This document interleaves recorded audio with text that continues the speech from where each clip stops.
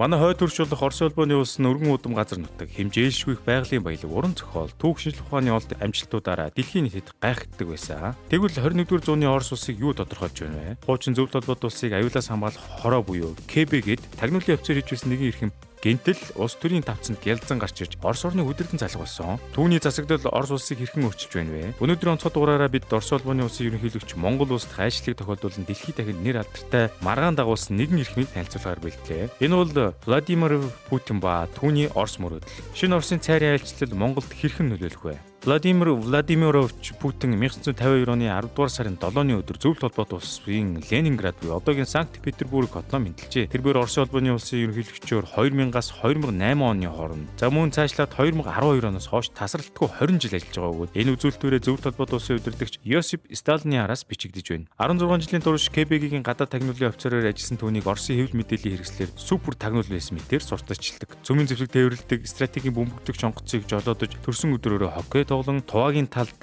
морь унан загсчилдаг тэрбээр өөрийн гадаад төрх имижтэй чамгүй анхаарал хандуулж Орос орныг их хямралаас гаргасан эрх хэмээн олон түмэндээ хүндлэгдэг нэгэн. Гэвч барууны ертөнцид түүнийг ихэнх маргаан дагуулсан зарим тохиолдолд дэлхийн дэг журмыг эвдэхээр зүтгэж буй дарангуулах чимээн авч үздэг. Тэгвэл дэлхийн дэг журмын эсрэг зогсож буй түүний ажил манай улсад хэрхэн нөлөөлөх вэ? Путиний аав Владимир Путин дэлхийн 2 дугаар дайны ахмад дайчин байсан ба ээж Мария Ивановна Путин үйлдвэрийн ажилтан байсан. Путин 1960 онд Ленинград хотын 193 дугаар сургуульд ирсэн орсон ба 281 дугаар ахлах сургуулийг төгсөхдөө герман хэлийг гаргууд эзэмшиж тэрбээр 12 настайгаас эхлэн самбо, жудо бүхэр хичээлж гисэн ба каратегийн хар бүстэй нэг юм лээ. Путин 1970 онд Ленинград мужийн их сургууль элсэн орж 1975 онд хуульч мэргэжлэр төгссөн байна. Түүний тагнуулын албан дах карьер нь үүний дараагаар гисэн бөгөөд анхлан сөрөг тагнуулын хэлтэд ажилладаг байсан. Тэрээр 1985 оноос 1990 онд тухайн үеийн бүгд найрамд гарчсан Герман улс буюу зүүн Германд орчуулагчийн халах авчинд ор улсыг аюулаас хамгаалах яам буюу стасист зөвлөхөөр ажилладаг байсан ба дэд турандаа цолтой байж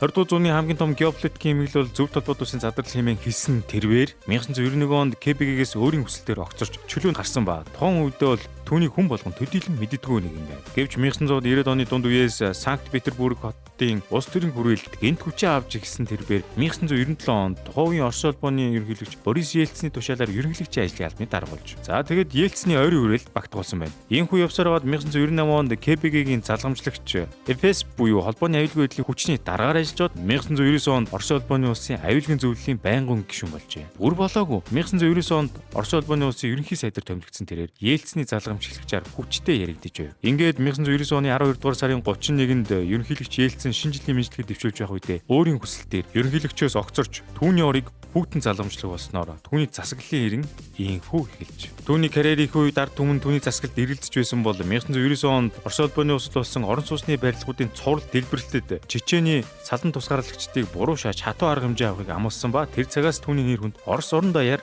цуурайтах болж. Гэсэн ч түүний засаглалын эхний 4 жилд Курск цөмийн шумбаг жонгоцны сүрэл болоод Москва дахь театрын барьцаалсан зэрэг хэрэгүүд түүний байр суурийг ганхуулсан ч Чечений цус дайныг дуусгар болгосон мөн эдийн засгийн нөхцөлөд сайжирсан зэрэг ард түмний дундах нэр хүнд түүнийг өндөр хэвээр байлгасан байна. Гэхдээ энэ талаар саармаг мэдээлэл маш их байдаг. Чечений дайныг дуусгахын тулд зориудаар орон сууцнуудын барилга дэлбэлсэн ч гэж байх шиг. Путин өөрийн засаглалын ихэнх үед эдийн засгийн эрс либерал бодлогыг баримтлсан бөгөөд орлогын албан давтрыг бууруулж газрын эрх зүйн байдлыг шинжилснээр Орос улсын дотоодын нийт бүтээгдэхүүн 2000 оноос 2008 оны хооронд жилийн 7% өсөж 22 дугаар байрнаас 11-р байранд шилжсэн бол энэ хугацаанд Оросын эдийн засаг дэлхийд 6-ад бичигдэж байлаа. Зөвлөлт холбоот улсын үеэс үлдсэн үр ба зах зээлийн систем шилжсэн явдал зэрэг нь Оросын ард түмнийг мөнгө санхүүгийн хувьд туйлдайсан бөгөөд Путиний хийсэн эрс шийдэмгий алхмууд хэдийгээр нэн хүнд байсан Орос орны нийгэм соёл нөхцөл байдлыг сайжруулсан ч зарим нэгэн зүйлс нь эсэргээр хэрэгжээ. Путин засгийн эрхийг гаргамгцаа шинэ Орос олигархуудтай уулзаж тулгалт үзүүлэн тохиролцоо хийсэн бөгөөд түүний тохиролцооноос татгалзсан эрхмүүд нэг үл шоронд орсон эсвэл цаг бусаар бусдын гарт амиа алдсан байдаг. Барууны орнууд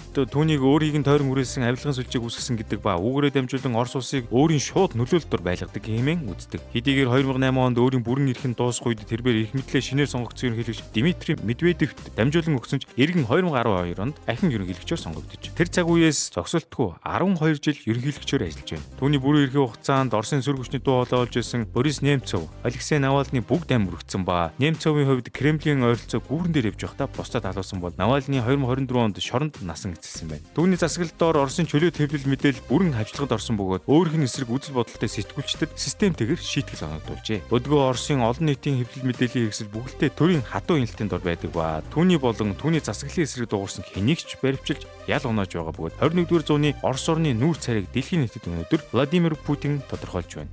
2000-ад оны ихэнх үе хэдий ч Путин баруунтай найрсаг харилцаа тэмээн тооцогдож байсан ч 2014 онд Кримийг эзлэн авснаар зүүн Украинд тогтворгүй байдал үүсгэсэн зэрэгсүүдэн түүнийг өрнөдийн орнууд болгоомжлон хүлээн авч зохиолсон. Украины дайны өмнөх үе хүртэл Европын газрын тос байгалийн хий импортын ихэнх хувийг Орос улбаны улсад ангаараа бүрдүүлдэг байсан бол өдгөө барууны орнуудын хоригоос үүдэж Оросоос баруун руу гарах экспорт бүхэлдээ зогсож. Мөн баруунаас Оросыг чиглэсэн бараа бүтээгдэхүүн, банк санхүү, хоол хүнсний бүхий л үйл ажиллагаа зогсоосон ба KFC, McDonald's, Starbucks зэрэг томоохон франчайзинг ба Visa карт олон улсын төлбөр тооцооны SWIFT системүүд Украины дайнтай холбоотойгоор бүгд мөн Орос улбаны улс дахь үйл ажиллагаа зогсоож. Сүүлд 2022 онд эхлүүлсэн Украины дайн түүнд урд төжид байгаагүй хамгийн томоохон сорилтыг авчирч дотоод ба гадаад олон улсын хүчин зүйлс түүний засаглалд бэрхшээл тулгуурлаж байна. Хэдий ихэнх үед Оросын иргэд Украины дайныг эсэргүүцэж жагсаал цуглаан зохион байгуулж ирсэн хэдий ч цэрэг цагдаагийн хүчин энэ төрлийн үйл ажиллагааг хүчээр тасан зогсоож. Түүний эхлүүлсэн энэхүү дайн Оросыг дэлхийн тавцанд ийхүү ганцаардуулжээ. Хэдийгээр өнөөдөр Орос улбаны улс ба барууны харилцааг бараг зогсонг байдалд орсон ч хуучин зөв толгойд улсын бүрэлдэхүүнд байсан улсууд болон Европын 1-2 улс Хойд Солонгос, Куб зэрэг авторитар засаглалтай орнуудын хамтын ажиллагааг улам өргөжүүлж тэднийг Путин найрсаг харилцаатай улс хэмээн нэрлэж Путин дайнаас хойш барууны орнуудын эсрэг зогсох шинэ хэвсэл болон хувирж. Ялангуяа сүүлийн үед Иран ба Хойд Солонгос зэрэг улсуудтай цэрэг эдийн засгийн томоохон харилцааг эхлүүлсэн ба Ираны нисгчүү нисэх хэрэгсэл буюу дрон Украины хот тосгодод цохилт өгч энгийн иргэдийн амнасыг хохирож байгаа бол Хойд Солонгосын илгээжүү их бууны сум хэрэгслүүд нь Украины фронтод томоохон байр суурийг эзэлж байна. Тэгвэл энэхүү олон улсын нэг хурцтмал нөхцөл байдлын үед Оросын улбаны улсын ерөнхийлөгч Владимир Путиний айлчлал Монгол улсад хэрхэн нөлөөлөх вэ? Орос улбаны улс Монгол улстай ээж бүрэн стратегийн харилцаанд орон бөгөөд мөн стратегийн хөрш юм. Монгол улсын нийт газрын тосны импортын 90%-ийг дангаар Орос улбаны улс бүрдүүлэхээс гадна эрчим хүчний салбар ч гэсэн мөн адил хараат байсаар л байна. Владимир Путин өмнө нь Монгол улсад 3 удаа айлчилсан бөгөөд энэхүү 2024 оны 9-р сарын 3-ны өдөр хийж буй айлчлалт дэлхийн дахны анхаарлыг асар ихээр татаж Монгол улс олон улсын анхаарлын төвд ороод байна. Учир юу гэхээр 2023 онд Нидерланд улсын Гаг хот дахь олон улсын иргэн шүүхээс Путин Украинд хүүхдийг хүчээр Орос улбаны улсад авчирсан хэргийг баримтлах шийдвэрийг гаргасан бөгөөд уг байгууллагын гишүүн орны хувьар хэрв Владимир Путин Монгол улсын нутаг дэвсгүүдээр газардвал түүнийг Монгол улс баримтлах үүрэгтэй. Гэвч тийм зүйл болохгүй гэдг нь Путин ч тэр Монгол улс ч тэр мөн Америк нэгдсэн улсын тэргүүтээ барууны орнуудад ч ойлгомжтой байгаа. Магадгүй түүний айлчлалын үеэр өөрийгөө олон улсын эрх зүйн хэмжээ дэв журмын дээр оршдог хүн гэдгээ харуулах гэсэн Владимир Путиний үлдэж байж болох юм. Хэрв бид Ромын гэрээгээр орсон олон улсын иргэн шүүхийн дөрвөн журмыг мөрдөхгүй бол юу болох вэ? Хэдийгээр Гагийн шүүхийн гаргасан шийдвэрийн дагаж мөрдүүлэх механизм байдаггүй ч манай улс хэрвээ өөрийн үрийг биелүүлэхгүй бол олон улсын хоригдорж магадгүй эсвэл тухайн нэгдсэн конвенц эвслээсээ хөөгдөж магадгүй юм. Жишээ нь 3 дахь орн руу чиглэсэн виз олголт ба зарим нэг томоохон хамтын ажиллагаанд уг ажлын үр дүнд зогсож Монгол улсыг олон улсад ганцаардуулж бас магадгүй юм. Гэхдээ бүхий зүйлийг одоо урьдчилан харах гэж оролдох нь утгагүй маа. Тэр Монгол улс өөрийн төвийн сагсан бодлогоо чандлан захиж 3 дахь хөршийн харилцаагаа сайтар тогтвортой байлгасаар байвал энэхүү олон улсын өрөөнд зөрчил маргааны шуурга Монголын тал нутгаар зүгээр дайрч өнгөрнө. Тиймээс түүний Монгол улс тийж айлчил түүхийн хувьснаа бишигдэж Монгол улсад ямар нэгэн нөлөө гарахгүй байхыг үүсгэж болохгүй нэ.